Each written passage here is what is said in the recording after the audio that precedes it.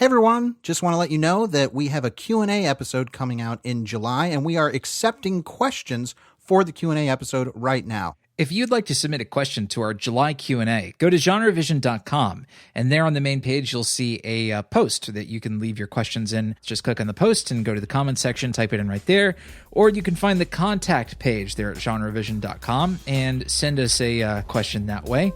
You can also email us questions directly to GenreVisionPod@gmail.com. Make sure to get your questions in by the end of June, and we can get them answered on the July Q&A episode of GenreVision.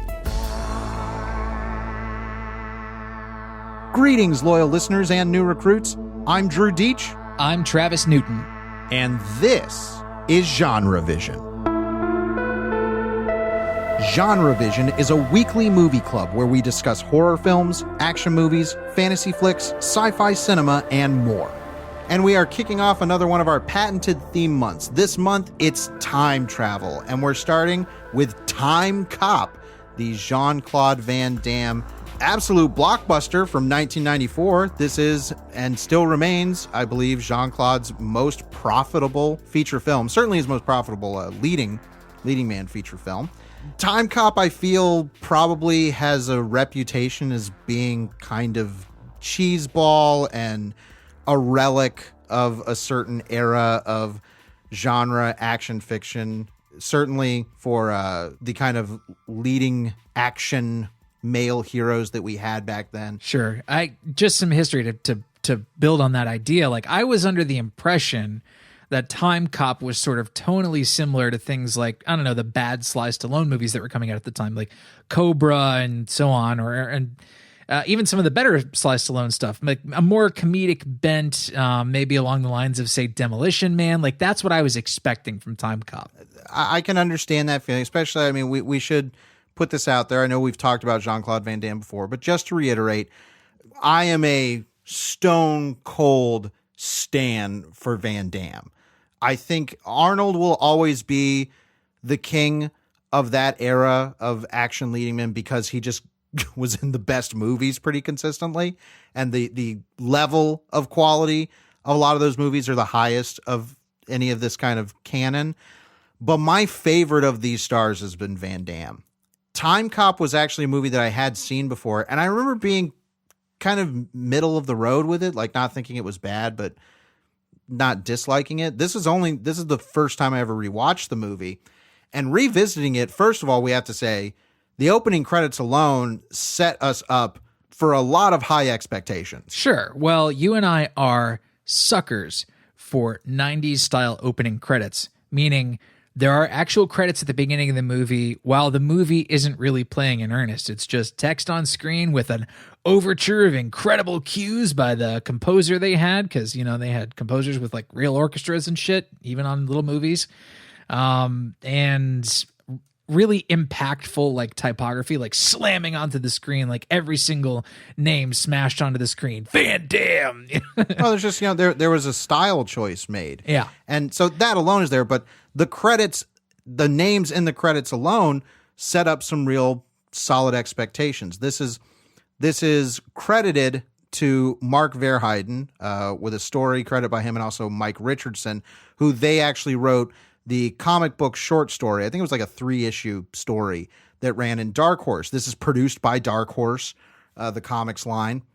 This obviously stars Van Damme and some other people that we'll talk about, but then there's some other names on the credits. We get to the director of photography, and it's Peter Hyams, who has directed a number of movies, but one that we've done on this show, 2010, the year we made contact, which we had quite a good time with. Sure. And Peter Hyams didn't just like this movie. He directed the movie too. So he was his own DP on this film.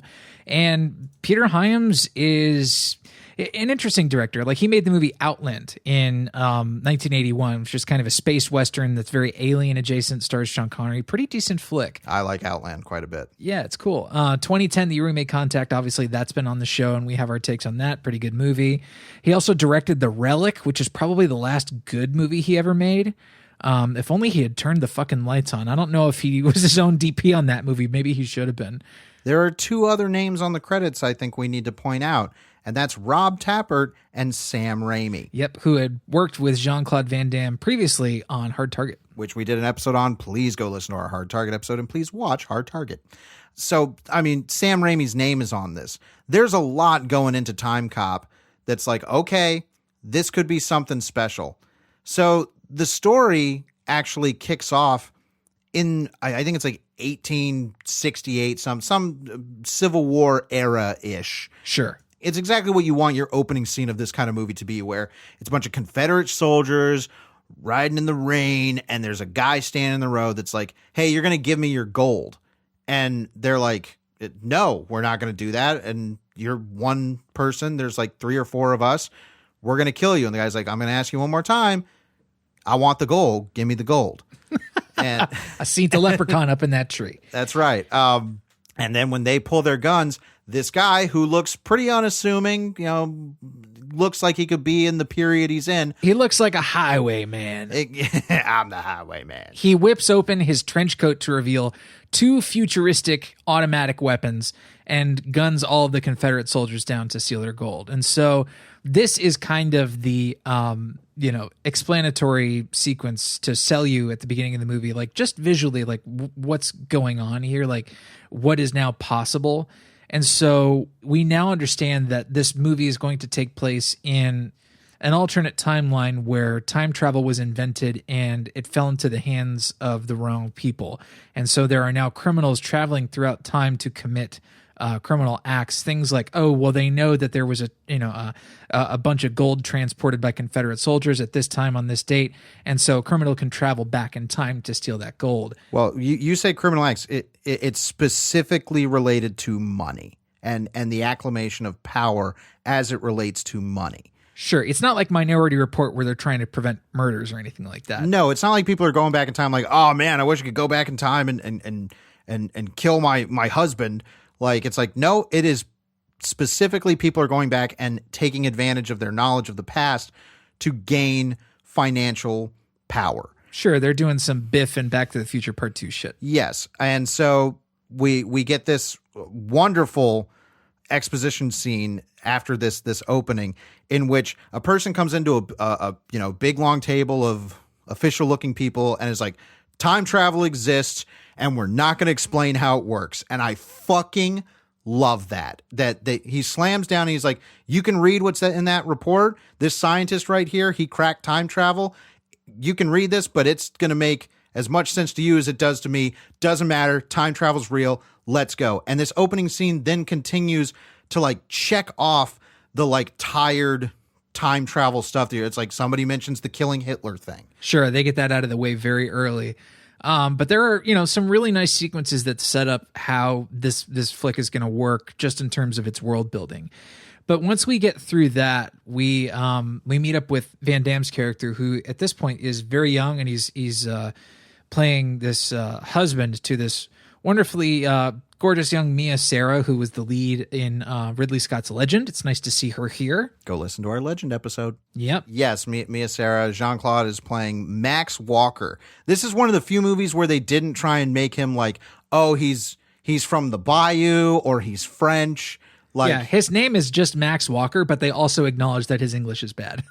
They do. I mean, this is one of the things I adore about Van Damme is that for as much vanity as he does put forth in these projects, as much as his contemporary also did, he's not afraid to get poked fun at. Like you didn't really get Arnold allowing people to make fun of his accent until I think a little later in his career. Commando, they come up with a line with him saying that when I was a boy growing up in East Germany, all that kind of stuff. But it doesn't explain it, but it doesn't come off as a joke, right? No, it's not poking at a potential vulnerability, right? Which is what Van Damme allows. Like it seems small, but these things build up. So yes, he is meeting his wife in the mall, and they're having a gay old time. And we do see 2 goons lurking with extreme goon hair. That's how you know they're goons. It's the trench coats, the piercings, and the dangling jewelry, and the hair, the fucking hair on these guys. They look like they just played what was Woodstock 94? I think it was 93. Yeah, something like that. Might have been 94. But yeah, no, I mean, they look like they jumped off of a late 80s, early 90s comic book page as goon punks. Like they are absolutely, nobody looked like that. Like it walked around in the daytime. And it's like, no, but that's what's so great about this is that Timecop really does, having it be adapted by the people that wrote a comic book, it actually does really feel like one of the best. I'm surprised this doesn't get brought up in discussion as a comic book movie. Sure. Well, I mean, it doesn't look like, and it doesn't feel like a comic book movie when you watch it, having no knowledge of the comic. But having Mark Verheiden take such an authorial role in this, and then also Mike Richardson, who had worked on the story as well at Dark Horse, like having those guys take the lead, it's like, oh, they were clearly the right guys to adapt this for the screen, because not only do they make really good choices in adaptation, they had really successful careers at Dark Horse as well. Like I think both of them from the Dark Horse Aliens comics, certainly Mark Verheiden. I think Verheiden actually took over writing Swamp Thing after Alan Moore. Oh, cool. So it's that era of comic book writers, and the thing is that Timecop nails its tone so very well in that it's a sci-fi premise that acknowledges its sci-fi nature and focuses on science fiction contemplations just the right amount to not get too heady or dismiss it enough to be too stupid. It rides a really fine line, and it does it pretty consistently through the movie. Yeah, this isn't like super high praise because it's not a super brainy movie, but it's brainier than I thought it would be. It's a more clever film than I thought it would be, and not a clever film where it's kind of like winking at the audience the whole time. No, it's clever in ways where it's not being showy about it. It's self-aware without being self-deprecating. Right. It's not trying to put its fingers in its dimples and go, look at me, I'm clever. Yeah, exactly. Yeah. So Van Damme does not play what we would think of as a comic book hero. Max Walker is, in some ways, it's playing up on the idea of Jean-Claude Van Damme being a sex symbol. That the movie shoots him like he's a sex symbol, certainly in the love scene that he gets to have with Mia Sara. The wonderfully stereotypical. I mean, this is a sex scene where you've got candles and saxophone. Oh yeah, the saxophone wails on the soundtrack, and I think the saxophone wails before it actually cuts into that scene. But I knew in that moment when the saxophone started wailing, I'm like, we're about to see some boning. Some boning is about to occur. About to see some ham. Yeah, we do see Jean-Claude Van Damme's several times in the film. But it's fully on display, and I like that he is not being approached as a typical sort of hardened comic book hero. Now, there is the tragic, first act where it's like, okay, how can we fridge Mia Sara? What can we do to make her this fridged woman, where, women in fridges, that sort of storytelling trope, and turn Walker into a tragic hero cop. And there is this whole setup of goons, the same goons that we saw in the mall, coming to Van Damme's character's house, his wife being inside the house, and the goons blow the house up, and he loses his wife in the explosion. Pretty terrific explosion too. Great explosion. So nice, you'll see it twice. Foreshadowing. Directorial efforts by Peter Hyams on this one are I think possibly among his best. Like, not only is this a crowd-pleasing action film in the more like base pleasures, I think there's enough going on just in terms of direction and art style to be pretty meaty. Like, not just visually interesting, but slightly cerebral. I mean, this isn't a really cerebral movie, but there's enough going on where you're like, okay, all right.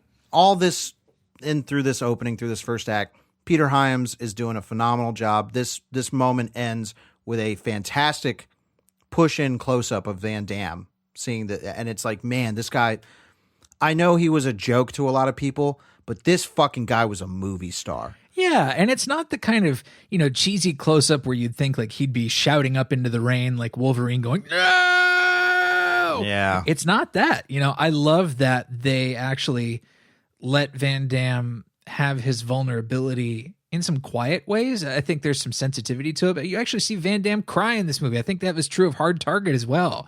Yeah. You know, he's the kind of like martial arts action star who's like super ripped, incredibly acrobatic, but also, you know, he's sensitive enough to let a few tears out on the screen. I like it. I'm just going to say there's a reason why when he got to do his directorial debut, The Quest, he is introduced in clown makeup with a single tear. He's a sad clown. Like he knew, like he's aware of that aspect. And I think it's one of the things that separated him from his contemporaries is that he was this more like he was the super badass guy, but he was extremely vulnerable. He would cry. He was sensitive. Like, and I think that's one of the reasons why he probably was more framed and marketed towards a lot of female audiences and demographics at the time than necessarily men. Yeah, I think the way that he is shot and presented in a lot of movies takes into account the female gaze. Cue the wind chimes here. Let's face it, the man had one of the best asses I think I've ever seen on a man. My God, yes. And this movie knows it too. And Peter Hyams knew it and said, look, we're going to show it off. We're going to show the goods, Jean-Claude. And I'm sure Jean-Claude knew it too. Roland Emmerich certainly knew it. But then, you know, Roland Emmerich, we know, is somebody who has an appreciation for man ass. Man ass. Yes. So, and there's no shame in that, folks. Pride Month.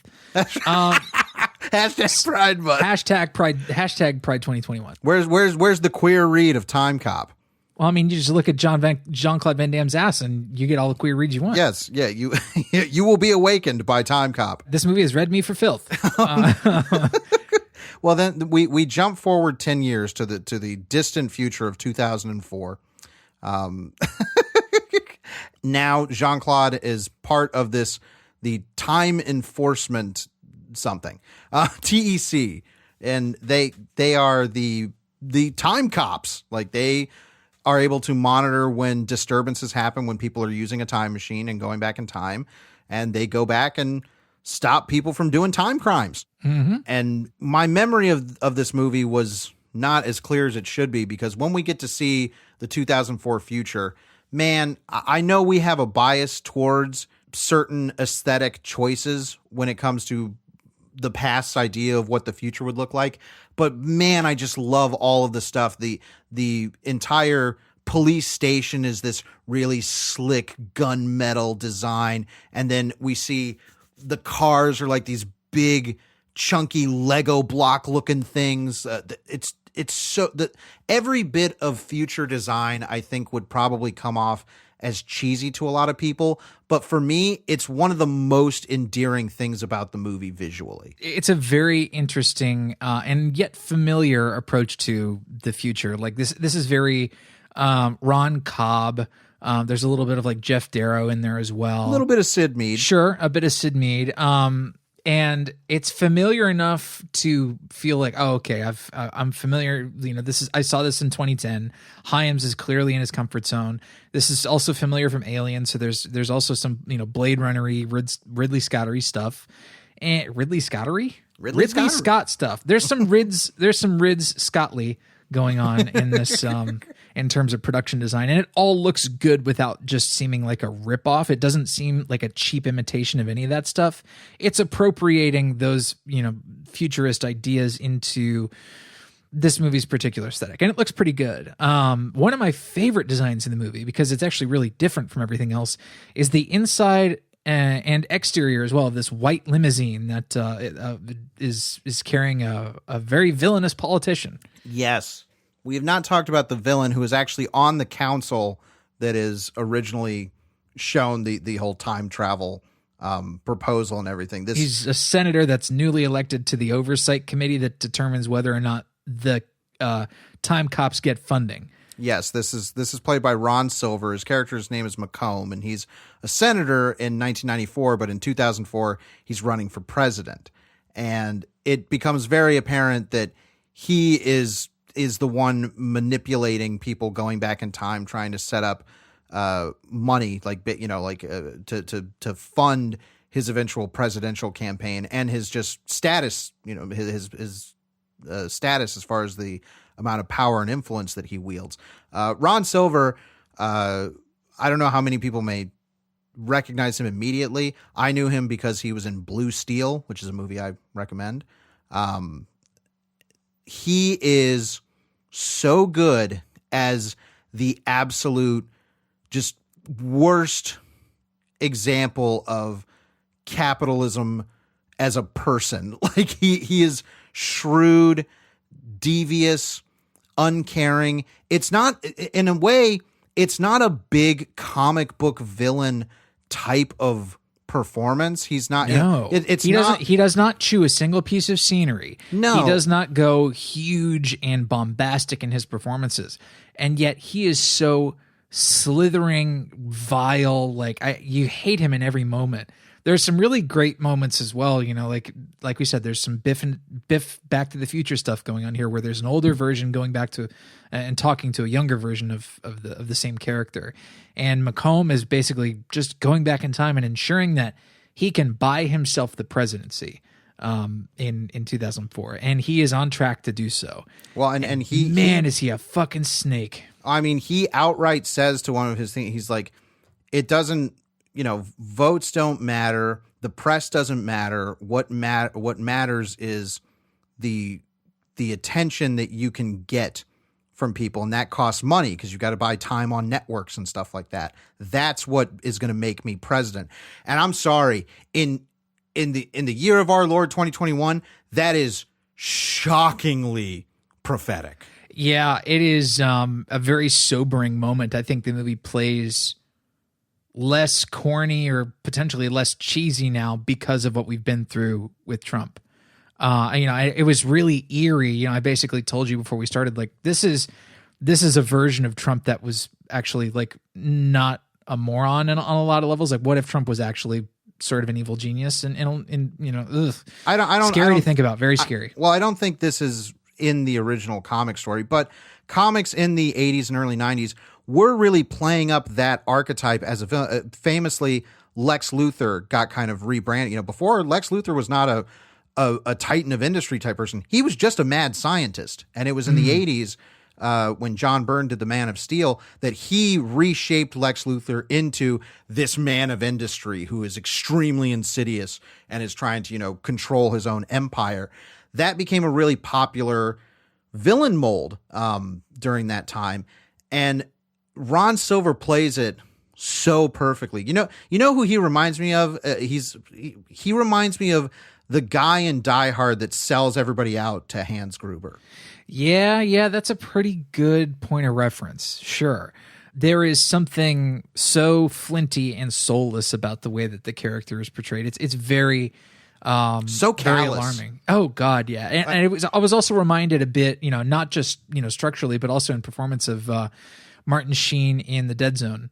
That sheer He's ambition yes, obviously less manic, but that sheer ambition that drives somebody like that to the presidency is incredibly frightening. Yeah, so I think it's a great villain. Oh yeah. And again, to think like in 1994 when this came out, people might have thought, well, that's just corny. That's cheesy. No, because when we hear over a radio report that some bill is being passed and the news person very matter-of-factly is just like, the white supremacist party has moved to do this. And it's like, whoa, man, in 2021, that feels too real. Like, oh, I felt like the color drained out of my face when I heard that. It was just like, ooh, that's... yeah, not fun to hear. But then when the movie does stuff like that, it almost immediately follows it up with like goons breaking into Jean-Claude Van Damme's apartment and them trying to like electrocute him with a taser and spill water on the floor and try to do that kind of stuff. And when you spill water on the floor in Jean-Claude Van Damme's apartment, watch out, because he's going to do the splits on the fucking countertops to avoid the water and show off that ass. Well, because the guy's shooting a taser at him and Van Damme's on, so he's like, oh, I'm going to shoot you. Well, that means Van Damme can just hop up and do the splits on his kitchen counter so that the taser spikes go into the ground and electrocute the guy to death. And then, yeah, why not linger on his perfectly chiseled by Michelangelo ass for a couple seconds? Van Damme himself has said publicly that he thinks that's his best split on film. I'm inclined to agree. At this point, considering what I've seen of his filmography, it is. I'm on board with him. I've not seen every Van Damme movie. I will before I shuffle off this mortal coil. But as of now, he is correct. So yes, I mean, I could see some people getting kind of confused and convoluted with the time travel stuff. I don't think it's so. I think it stays pretty well oiled in the moment. I think if you look at the bigger picture, you could be like, yeah, this is a little unwieldy, but from moment to moment, I think the movie works really well in keeping the plot moving forward. They assume that the audience will be on board for a lot of different stuff. And like the biggest thing I think they make an assumption on is that every time Jean-Claude Van Damme travels back to 94 to try and prevent, this politician's rise to power, something changes in the past and therefore the future is different. So one time he comes back and the sort of, chief of the Timecops, who's supposedly his best friend, he comes back to a future in which this guy doesn't know him. And the movie doesn't take a scene aside to go, oh my God, if I change this in the past, then the future will be different. It doesn't take those moments aside to explain the mechanics of time travel to you because it's already told you, like, look, you're either along for the ride or you ain't.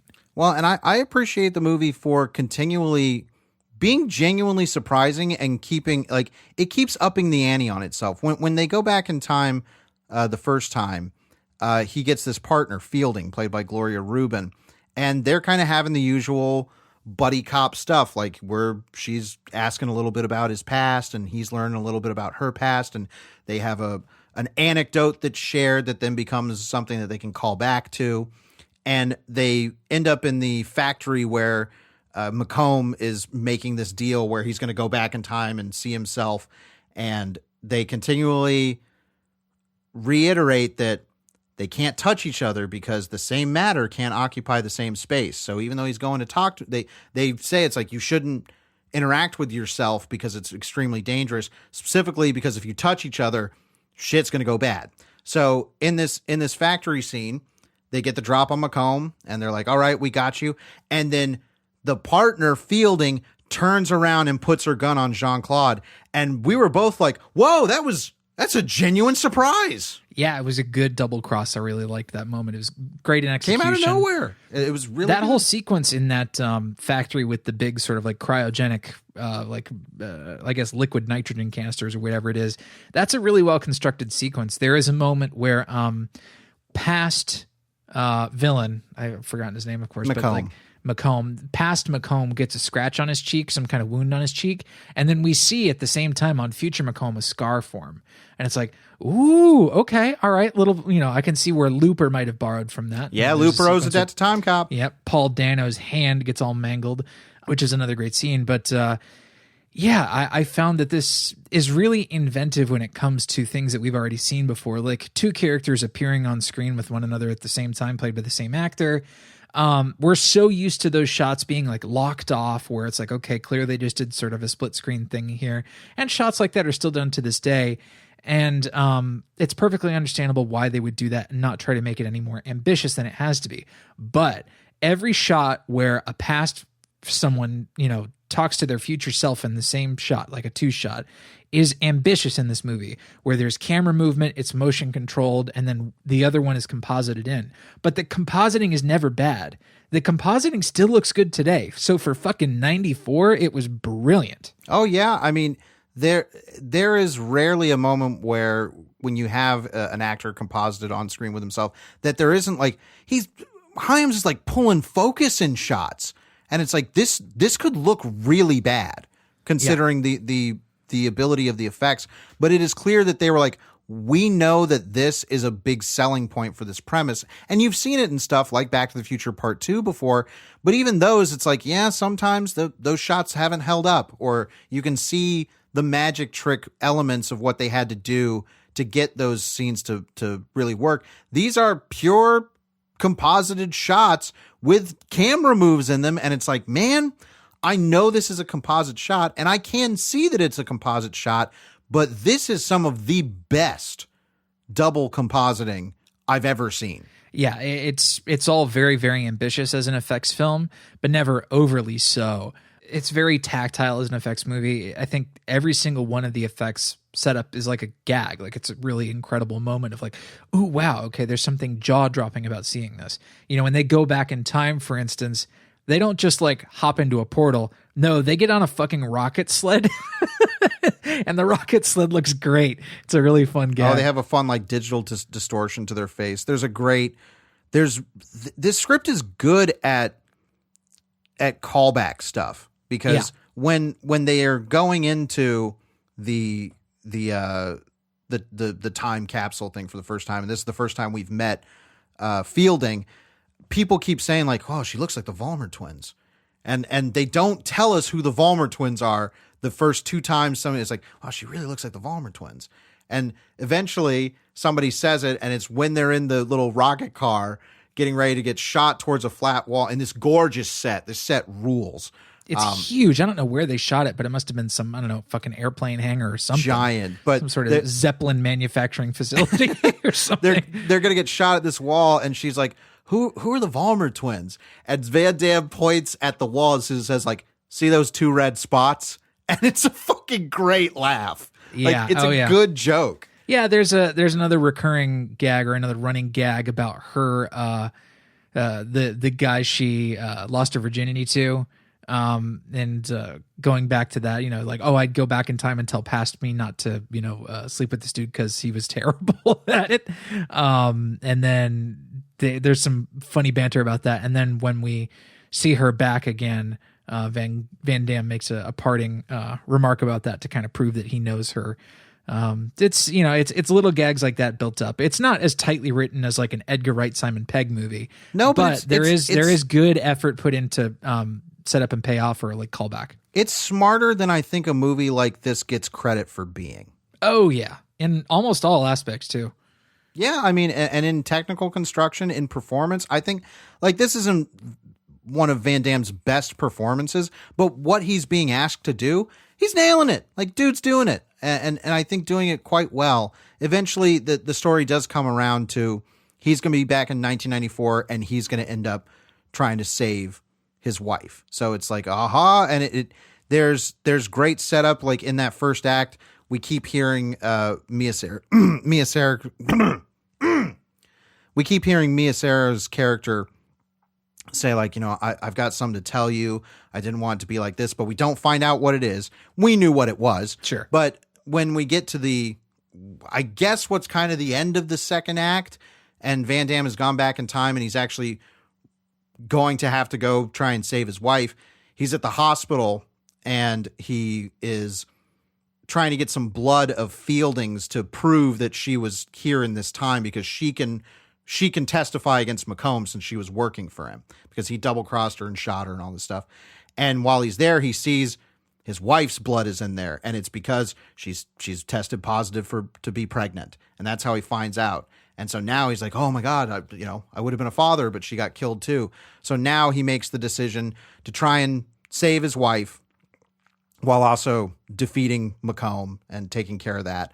And we get a great siege, house siege action set piece that Sure. plays out throughout the rest of the movie. There's some great little gags and moments in there.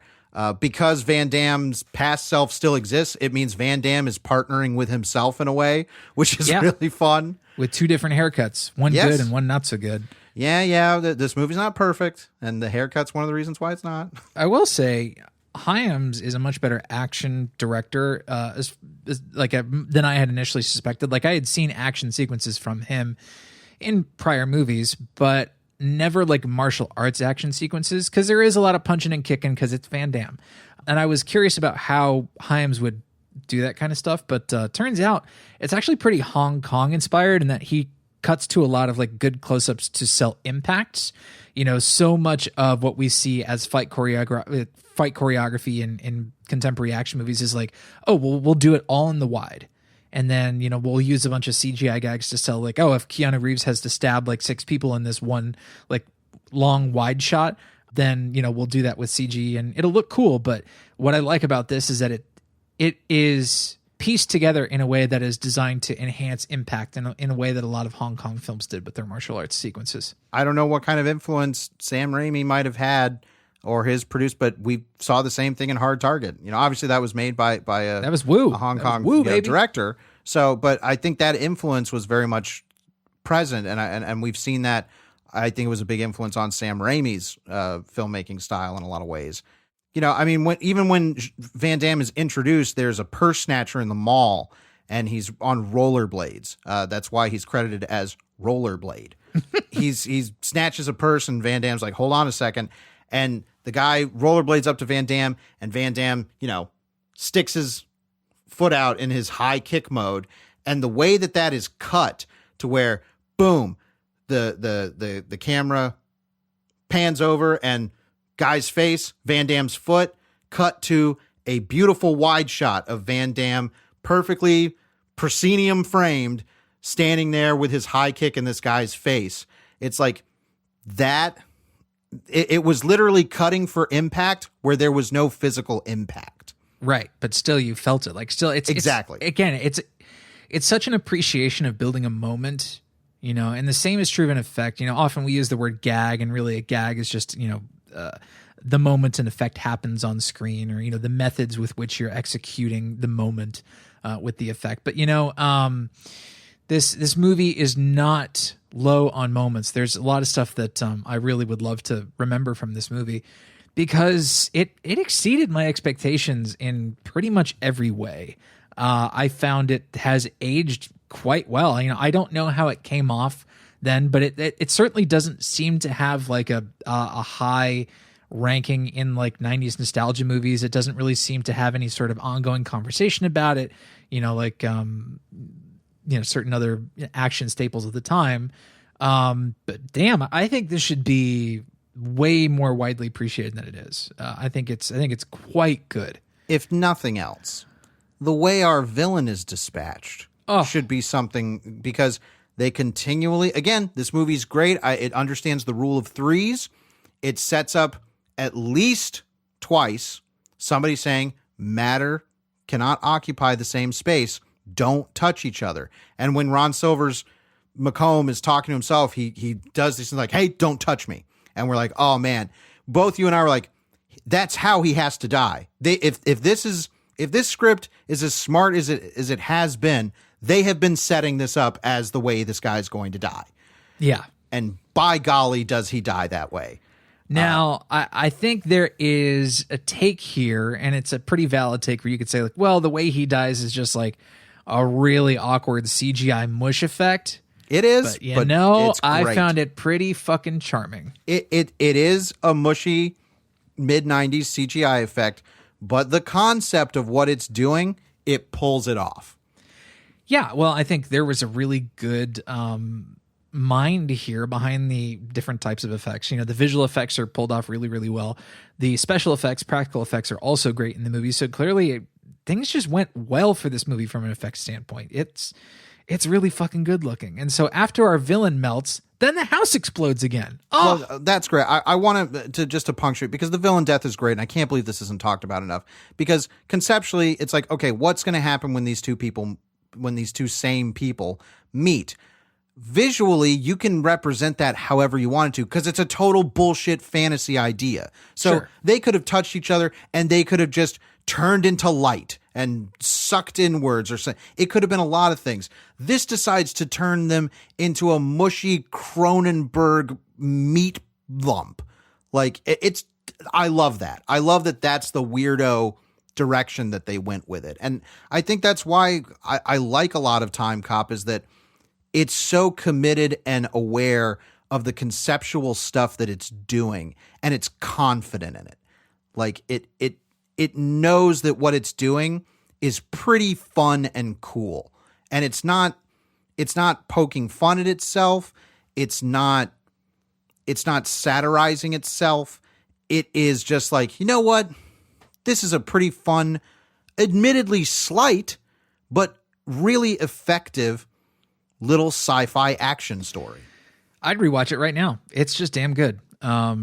If you wanted to find something that was, I don't know, similar enough to recommend, or something that you may have found inspirational, you'd head to the shelf. The shelf is where we keep all of the movies we'd keep as recommendations or substitutions for the movie of the week. It's a collaborative thing too. If you want to pull a movie down off your shelf to recommend, or maybe include as a substitution for today's movie, you go to GenreVision.com and you go to the post for Timecop, and you go to the comments section of that post, and you can leave your shelf pick in the comments. Drew, what is your shelf pick for Timecop? Well, I'm going to pull another 90s sci-fi cop movie that we actually saw for the first time on this show, and it's one of my favorite movies that we've discovered together. It's Virtuosity. I re-listened to our episode the other day, and I'm like, man, it's not going to be too much longer before I rewatch Virtuosity.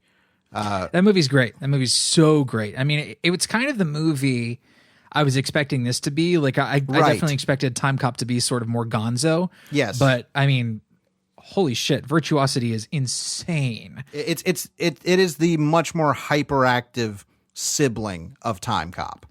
Denzel in the lead role in that movie is taking it not overly seriously, but is very sort of like baseline Denzel great. But Russell Crowe, I think that's probably my favorite movie performance of his ever. It is mine. In Virtuosity. Again, it's so fun. Yeah, I commit to that 100%. It is my favorite Russell Crowe performance. An absolute blast of a movie. And another one that I feel has been kind of relegated to just being made fun of, and it does not deserve it. It's the same thing with Timecop. I think both of these movies deserve a respectful cult following, and if we can foster that in some way here, then we've done the Lord's work. But Travis, what are you going to pull off the shelf for Timecop? You know, there's a scene in Timecop where one of the technicians who works for the Timecops is getting a little sexual fantasy on in the VR space. And somebody comes up and slaps the VR goggles off his head and says, "Damn it, if I see you fucking that machine one more time, I'm going to wring your neck." And I thought, well, this whole like virtual reality cop thing, you know, these cops, you know, going home and experiencing moments in virtual reality or like home media where they look at their dead families and they have like, you know, sexual experiences in VR. I'm like, this is a common thing. It's in Steven Spielberg's Minority Report. And it's also in a movie we've covered on the show. We've done Minority Report as well, but it's a movie called Strange Days, directed by Catherine Bigelow, starring Ralph Fiennes. Yeah, that's a lot. It's a huge political thriller in, you know, I guess a similar way, but it is all about race relations. It is the science fiction Rodney King movie, basically. By white people. Yeah. Well, it talks about the fear of a mass black uprising in the event of an important black leadership figure being murdered by police. It's a very heavy topic, but it's a pretty damn good movie. It's just heavy, like neo-noir. Ralph Fiennes plays this cop with a girlfriend whom he's lost. She's not dead, but she's played by Juliette Lewis, and he's constantly like reminiscing, going home and like putting his virtual reality headset on, something called a squid. It is a really slick and unique science fiction movie, but it's very big. It's definitely heavy stuff. Save it for a day when you feel you might be able to deal with something that heavy. But I recommend watching it. So let's head over to the listener shelf picks for last week's episode on Dungeons and Dragons. Mr. Milksteak went with In the Name of the King, a Dungeon Siege Tale, and Ogre from 2008, which I don't believe I've ever heard of. So I got to check that one out. Eric Johnson went with Godzilla 1998. We're gonna have a running theme here in a little bit, you'll see. Eric Fuchs went with Logan's Run, which I've never seen.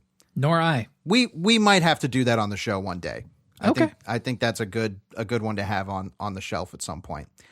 Cthulhu Bob went with Dragon Slayer. Go listen to our Dragon Slayer episode. Wall Drumpus went with Hawk the Slayer, which we'll talk a little bit about later. JT went with Chronicles of Riddick, one of our favorite movie titles. And Stephen Nesbella went with An American Werewolf in Paris. A movie I don't think anybody should watch. No, the movie's a piece of trash. I've not revisited it since it hit video when I was very excited to see it. I rewatched it last year against my better judgment. Ugh. That's what I was considering watching, and you were like, no, there's nothing to be gained from watching this. Nothing. So thank you, everybody, for those shelf picks. Love seeing them and looking forward to the ones for next week. Now, we do have to do some calls to action real quick, but stick around because we've got Currently Consuming coming up, and it is a lot of current that we consumed. We've got A Quiet Place 2, Spiral from the Book of Saw, and Conjuring 3 to talk about.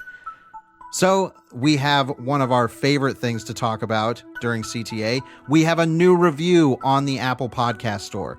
This comes from, I believe the username is Jacobson Mallory, and they say 5 stars, smart movie discussions. I recently stumbled upon this pod while researching a movie for my movie podcast. Their movie podcast is called Movie Lovers. And I was so sucked in. These guys have meaningful and intelligent conversation around the things they discuss. You can tell that they're passionate about film and sometimes television, and it makes listening to them such a joy. Keep up the great work, dudes. Thank you so much, Jacobson Mallory, and go check out their movie podcast, Movie Lovers. And if you want to be cool like Jacobson Mallory, go to the Apple Podcast Store and leave us a rating and review. If you leave a written review, we will feature it here on the show. They are the currency that we can never have enough of, y'all. So it really means a lot when y'all leave one of these reviews. We can't stress that enough. So thank you, Jacobson Mallory, and thank you to everybody who has left a review and who will leave a review. And finally, for calls to action, we have a very important Patreon pre-show episode over at patreon.com/GenreVision. It's important because, one, it is free to listen to for everybody. And the reason we did that is because we have some announcements that we had to make in regards to the next couple weeks of shows. We went over all of it over there at that episode, so we recommend you go to patreon.com/GenreVision and listen to the most recent pre-show. It goes a lot of places because that's what our pre-shows do, and it might give you a little taste of what our pre-shows are like if you'd like to become a premium subscriber at patreon.com/GenreVision. Just $5 a month, and you'll get access to all of the pre-shows that we've ever done and all the other bonus material that we do at Patreon. But we do highly recommend that you go listen to that free episode that will be up, because it is going to explain what the next couple of weeks of episodes are going to be like for personal reasons that are going on. It's nothing terrible or anything. Don't worry. Nope. But it's actually good. It's a good thing. But go listen to that episode so you can get caught up. Let's do some Currently Consuming. Nom nom nom nom nom. Travis, what's been on your plate? Well, I went to a movie theater for the first time since the pandemic began in March of 2020.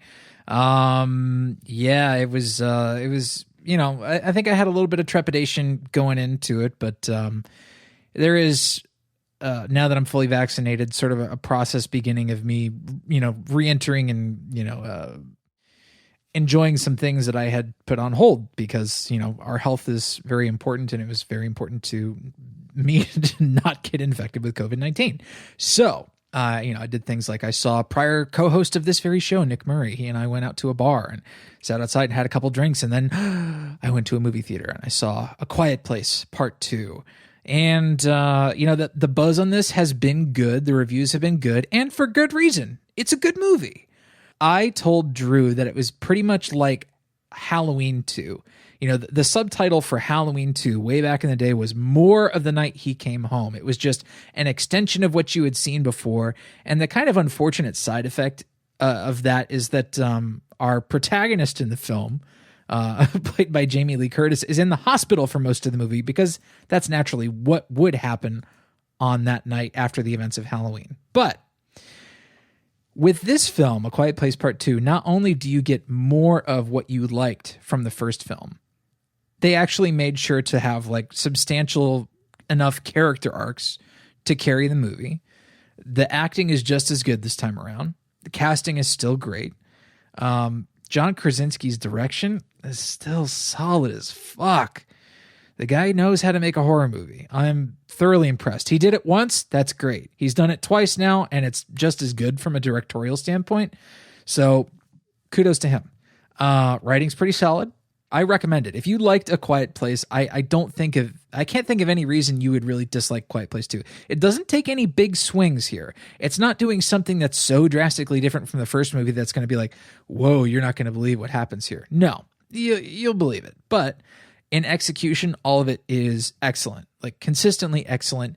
And a really fun time at the theater, I thought. And hey, a lot of other people went and saw it too. It actually made more money than I think any of us were expecting in that weekend, the Memorial Day weekend. So I recommend it. All right. Well, I'm going to very quickly talk about two movies, Spiral from the Book of Saw and Conjuring 3. Spiral from the Book of Saw, I was very much anticipating. It looked really interesting. It's okay. I mostly liked it. Even though Chris Rock is the star of it, the real star for me was Darren Lynn Bousman coming back to direct, because this is a good-looking movie. Like, he made a good-looking movie. It's got some interesting different things to say, other than some of the other political discourse that has gone on with the other Saw films. It is essentially a total standalone. You can see this without having seen any of the other Saw movies. The information that you'll need to know is extremely minor and is pretty much covered in the movie. It's not quite the reinvigoration to the series that I was hoping it would be, but it's interesting. And I would kind of rather the series go off in this direction instead of being the big, unwieldy continuity thing that it became. It's like, if somebody comes in with a sharp idea for a way to fit into this format, let them do something. They kind of did that with Jigsaw as well, and that was a big disappointment. So I don't know. We'll see. It was okay.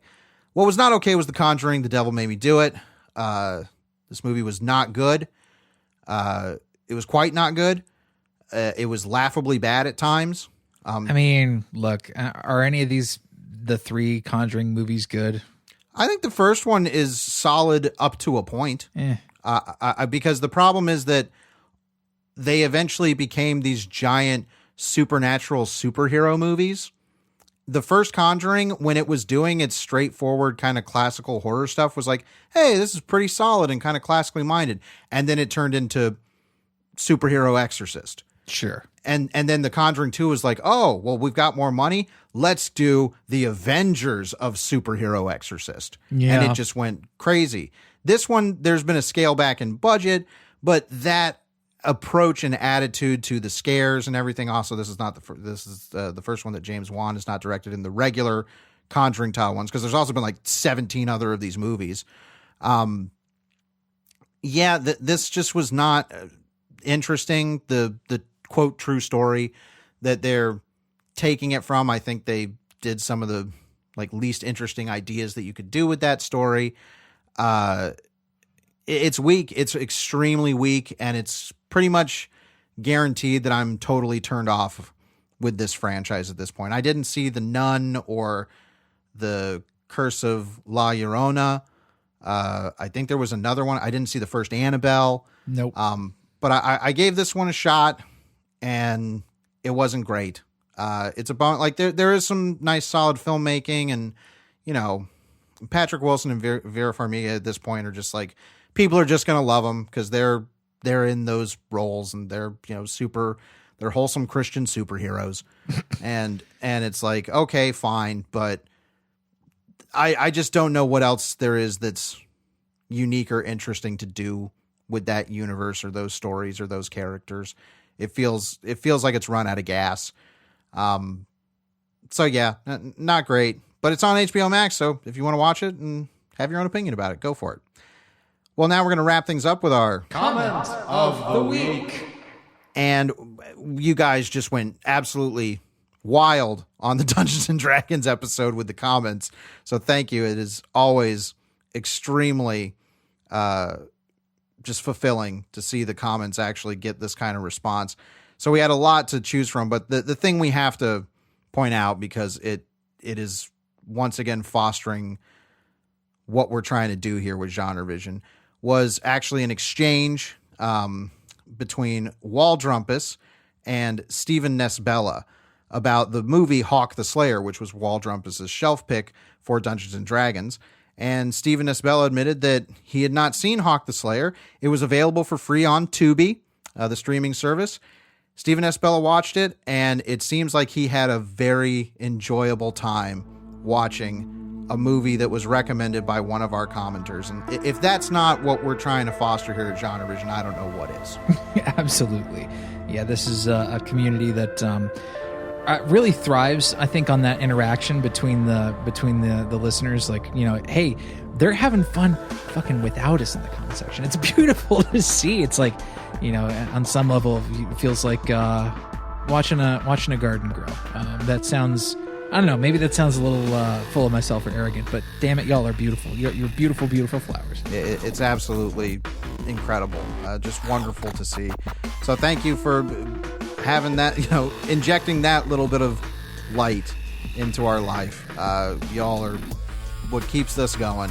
So we will be continuing Time Travel Month next week with what is considered, I think, a minor classic at this point, Slaughterhouse-Five, the adaptation of the Kurt Vonnegut novel, a movie that Travis has seen and I have not. So this will be a first watch for me. I'm excited. So we hope you'll be back next week for Slaughterhouse-Five. Make sure to go listen to that Patreon episode so you'll understand exactly what's going on with these next 2 weeks of episodes. As always, we want to thank you so much for listening. I'm Drew Deitch. I'm Travis Newton. And we'll see you next week. Right here on the Jean-Claude Van Damme Ass Appreciation Hour. You goddamn right. You're Van Damme right.